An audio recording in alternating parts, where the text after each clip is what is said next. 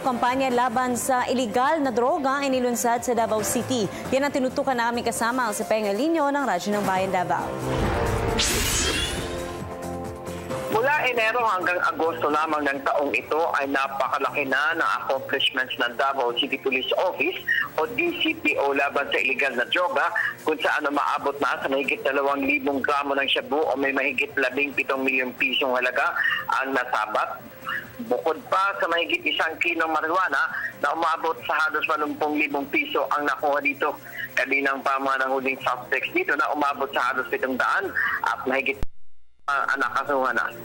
Ayon kay DCPO City Director Police Senior Superintendent Vicente Danao Jr.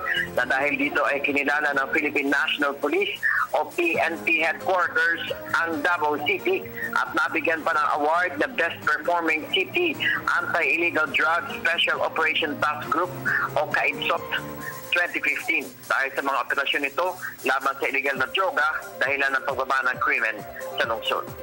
Samantala, Miyerkules na inilunsad ng DCPO kabilang ang Philippine National Drug Enforcement Agency o PDEA 11 at lokal na pamahalaan ng Davao ang kampanya na Katilingban o Kapulisan kontra Droga o KATO o sa Tagalog, Komunidad at Pulisya Laban sa Droga, at ang pag-unveil sa nasabing kampanya sa loob mismo ng DCPO Headquarters at ang pagdidikit ng mga stickers sa mga kabahayan at mga establishmento at mga sasakyan upang pagsupo ng illegal na droga sa mga komunidad katuwang ang mga opisyal ng barangay sa lungsod ng Davao.